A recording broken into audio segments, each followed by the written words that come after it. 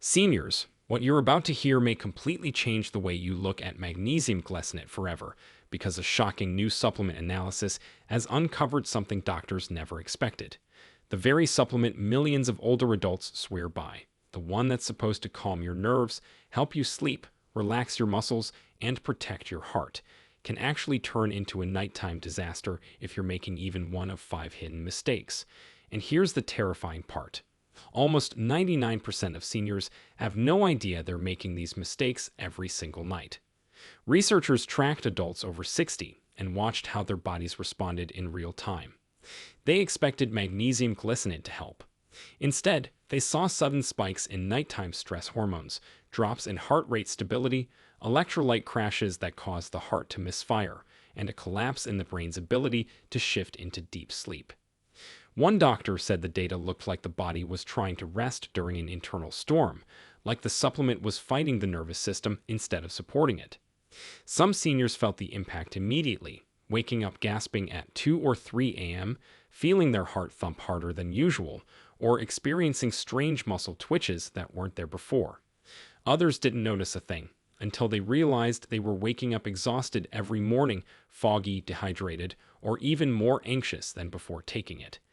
In this video, we will reveal the 5 magnesium glycinate mistakes every senior must avoid immediately, ranked from least to most dangerous. And stick around because mistake number 1 can destabilize your entire nighttime recovery cycle so intensely that your heart and brain may struggle to reset by morning. Sources and scientific references from today's breakdown are listed in the description so you can explore the evidence for yourself.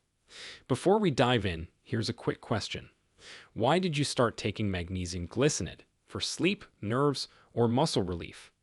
We're jumping into the comments and responding to as many stories as possible, so don't hold back. Now, without any further ado, let's start with number 5, a mistake so common and so overlooked that most seniors never discover it's the reason their nighttime symptoms keep getting worse. Number 5, wrong timing. Let us start with a mistake that seems so innocent that most people never even consider it a problem, yet it is quietly reducing the effectiveness of your supplement while potentially disrupting systems in your body that you never intended to affect. When you take magnesium glycinate matters far more than the supplement industry wants you to believe, and researchers at Stanford University Sleep Medicine Center discovered something fascinating about the relationship between timing and absorption that changed how experts now recommend this mineral. Magnesium glycinate is specifically bound to the amino acid glycine, and this particular amino acid has powerful calming effects on your central nervous system by activating something called GABA receptors in your brain. When you take this supplement in the morning, especially alongside your coffee or breakfast, you are essentially introducing a calming compound into your system at the exact time when your body is trying to wake up and become alert. Your cortisol levels are naturally at their peak in the morning, and this is by design because cortisol helps you feel awake and ready to tackle the day.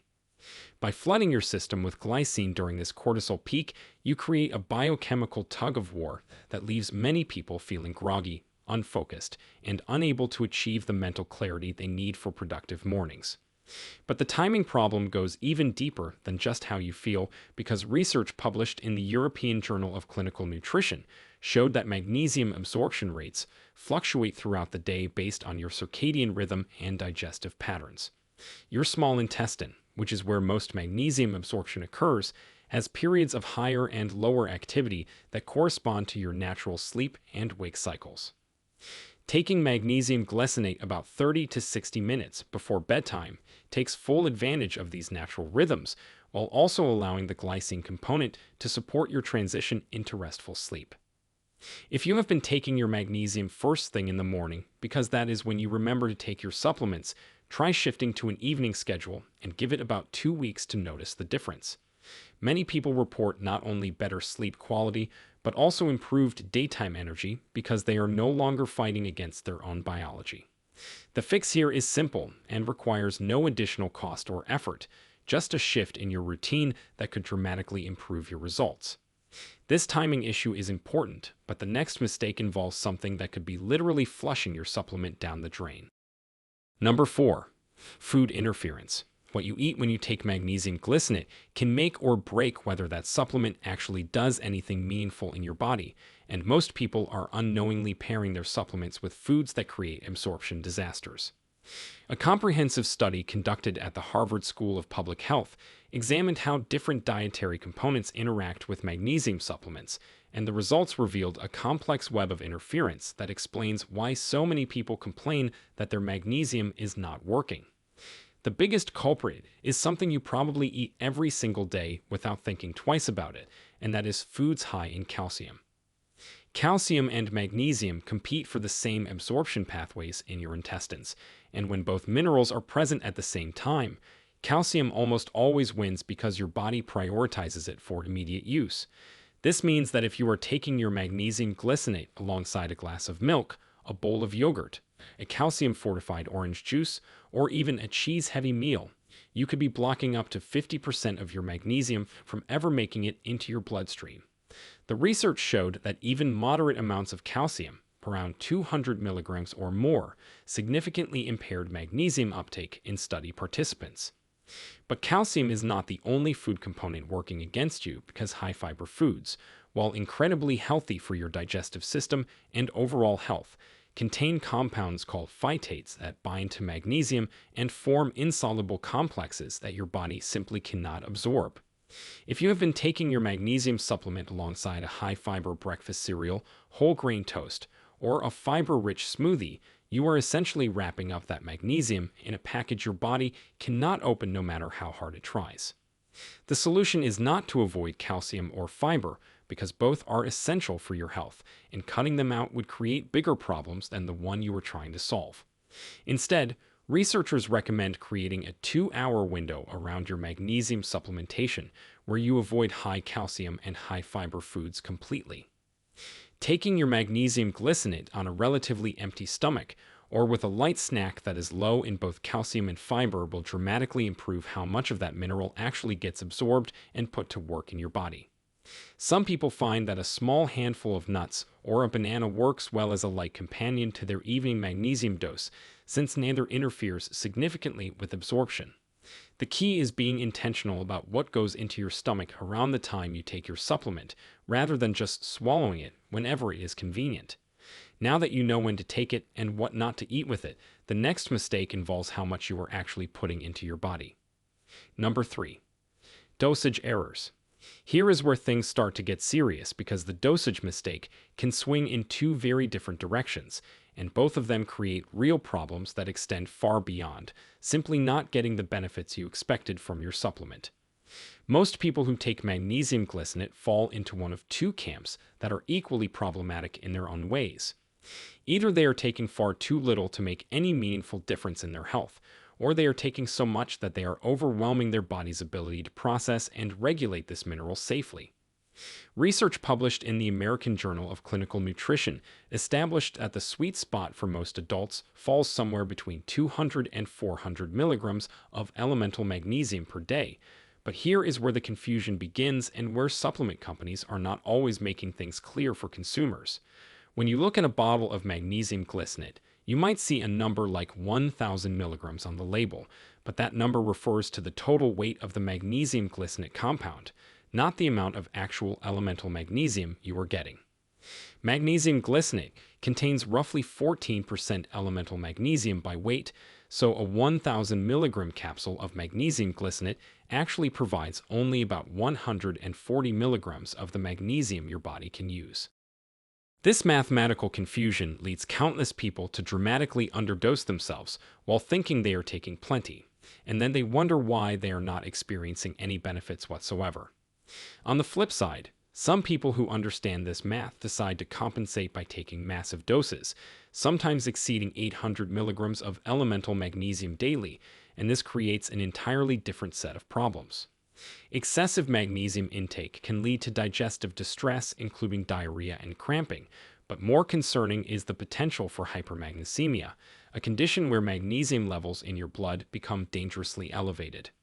Early symptoms include nausea, facial flushing, and lethargy, but severe cases can affect your heart rhythm and blood pressure in ways that require medical intervention.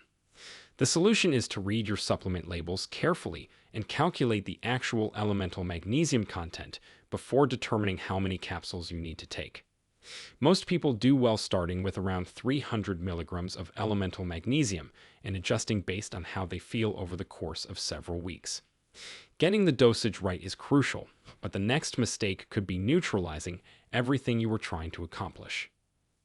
Number 2. Medication conflicts. This is the mistake that healthcare providers are most concerned about because it involves dangerous interactions that can have immediate and serious consequences for your health, yet it remains one of the most overlooked issues in the world of magnesium supplementation. Magnesium glycinate interacts with a surprisingly long list of common medications, and if you are taking any prescription drugs without considering these interactions, you could be putting yourself at genuine risk while simultaneously reducing the effectiveness of treatments you actually need. Researchers at the Mayo Clinic published an extensive review examining how magnesium affects various medication classes, and their findings should make anyone on prescription medications stop and think carefully before adding this supplement to their routine. One of the most significant interactions involves antibiotics, particularly those in the fluoroquinolone and tetracycline families, which include commonly prescribed drugs like ciprofloxacin and doxycycline. Magnesium binds to these antibiotics in your digestive tract and forms complexes that dramatically reduce their absorption, sometimes by as much as 90% according to pharmacokinetic studies. This means you could be fighting an infection with an antibiotic that is barely making it into your system because your magnesium supplement is essentially kidnapping it before it can do its job. But antibiotics are just the beginning because magnesium also interacts significantly with medications used to treat osteoporosis called bisphosphonates, blood pressure medications including certain calcium channel blockers, and diabetes medications including sulfonylureas and metformin. For people taking blood thinners like warfarin, the interaction becomes even more complex because magnesium can affect blood clotting factors in ways that may require dosage adjustments to your anticoagulant medication.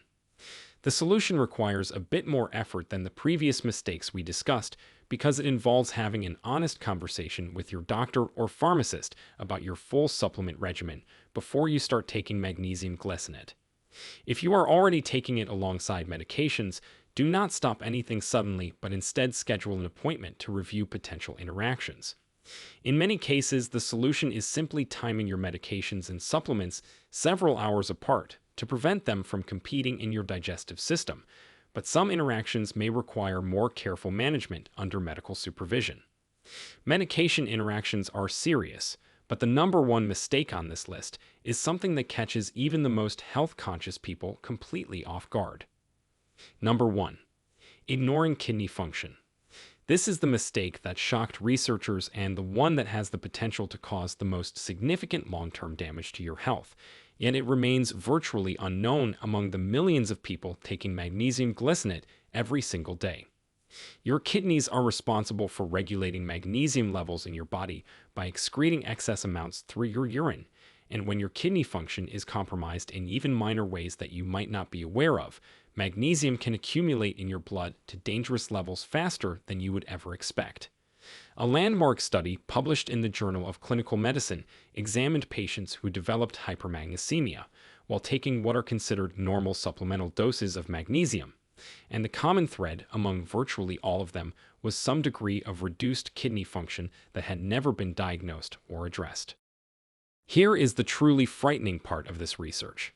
Chronic kidney disease affects approximately 15% of adults in the United States and similar percentages in other developed nations, but the vast majority of people with early-stage kidney problems have absolutely no idea that anything is wrong because the symptoms are often absent until significant damage has already occurred. Your kidneys can lose up to 30% of their function before you notice any obvious signs, and during that time, your body's ability to handle excess magnesium is quietly deteriorating, while you continue taking your daily supplement without a second thought. The magnesium that would normally be filtered out and eliminated is instead building up in your system day after day, and this accumulation can eventually lead to dangerous cardiovascular effects, including low blood pressure, irregular heart rhythms, and in severe cases, cardiac arrest.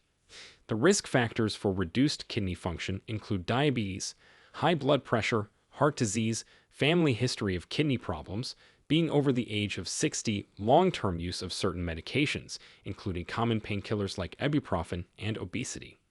If any of these risk factors apply to you, the research strongly suggests that you should have your kidney function tested before starting magnesium supplementation and monitored periodically if you continue taking it.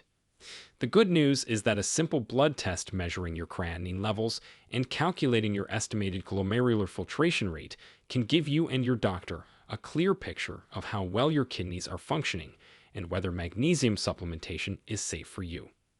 This test is inexpensive, widely available, and often included in routine blood panels, yet most people taking magnesium have never thought to request it or had it recommended to them by the person who suggested the supplement in the first place.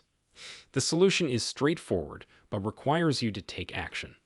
Schedule a basic metabolic panel with your healthcare provider before continuing your magnesium glycinate regimen, especially if you have any of the risk factors mentioned or if you are over 50 years old. If your kidney function is normal, you can continue with confidence knowing that your body can handle the magnesium you are giving it. If your results show any reduction in kidney function, work with your doctor to determine a safe supplementation strategy that might involve lower doses, less frequent dosing, or possibly avoiding magnesium supplements altogether in favor of getting this mineral from food sources, which your body regulates more effectively. Knowing this information could literally save your life, and that is not an exaggeration given what the research shows about magnesium accumulation in people with undiagnosed kidney issues. Now you have the complete picture of the 5 critical mistakes that could be undermining your magnesium glycinate supplementation or even putting your health at risk.